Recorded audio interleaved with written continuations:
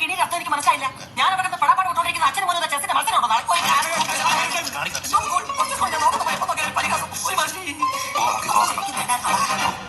എന്റെ സ്വഭാവം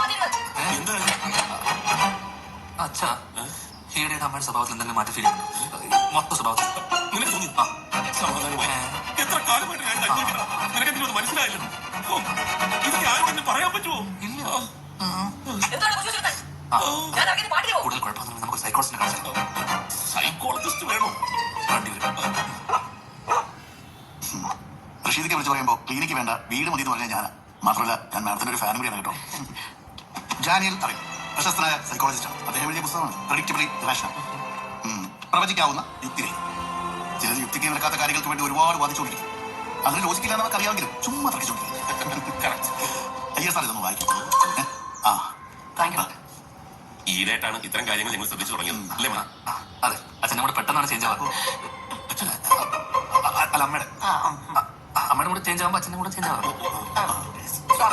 ഉറക്കം കിട്ടാറുണ്ടോ? ഞാൻ നേരത്തെ ഉറങ്ങും. ശ്രീനേറ്റ് എപ്പോഴാണ് കിടക്കുന്നത് എനിക്കറിയത്തില്ല. ഞാൻ അങ്ങനെയൊന്നും ഉറങ്ങാറില്ല. പല പല ചിന്തകളില്ലേ. അങ്ങനെ ഉറങ്ങാൻ പറ്റില്ല. ഉറങ്ങണം. ഇത് രണ്ടുപേർക്കും രാത്രി കിടക്കാൻ നേരം കൊടുക്കണം. ശരി, അതല്ല സെറട്ടോണിനുള്ള ടാബ്ലറ്റ്.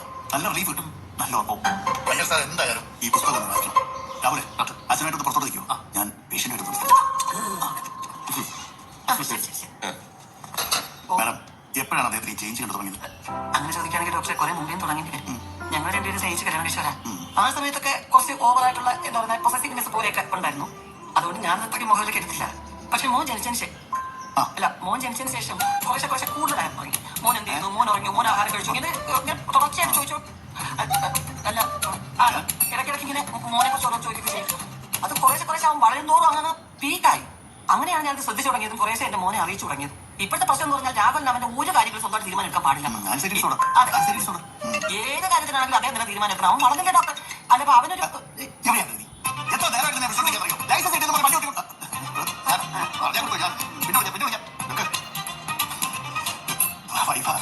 വണ്ടി ലൈസൻസ് കിട്ടിയ ദിവസമായില്ല. അപ്പൊ ഈ വണ്ടി എടുത്തോണ്ട് പോകുമ്പോ നമുക്ക്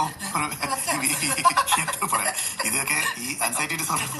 ഇതിന്റെ പ്രശ്നം എന്താണെന്ന് പറഞ്ഞാല് ഈ 50 കഴിഞ്ഞവർക്ക് ഇതുണ്ട് ഈ ആൻസൈറ്റി ഇഷ്യൂ. ഇത് പ്രത്യേകിച്ച് ട്രീറ്റ്മെന്റ് ഒന്നുമില്ല. നല്ല കരുതൽ കൊടുക്കുക എന്നുള്ളതല്ലാതെ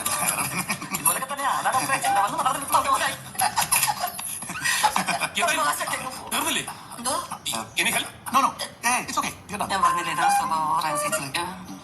എല്ലാം കഴിഞ്ഞില്ലേ ഡോക്ടർ? എന്നെ പോലും അദ്ദേഹത്തിന്റെ ഭാര്യയ്ക്കും കുറച്ച് കുഴപ്പമുണ്ടെന്ന് തിരിച്ചു. അവൻ അടമന്റാണ്.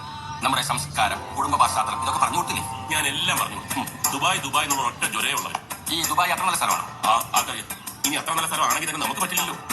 പ്രമുഖ അവനോട് ഒന്ന് സംസാരിക്കണം. അവന് ദുബായ് പോകാൻ പറ്റില്ലെങ്കിലോ? മനസ്സിലായി. അവൻ ദുബായ് പോകുന്നു. അതിനുള്ള മരുന്നൊക്കെ എന്തെങ്കിലും അല്ല, ഇത് വക്കീലിന്റെ മാത്രം ഐഡിയ അല്ല, എന്റെ തലയിൽ പറഞ്ഞ ഒരു ബോംബാണ്. അതായത് രാഹുൽ പോകുന്ന ദിവസം ഞങ്ങൾ വീട്ടിലെത്തും.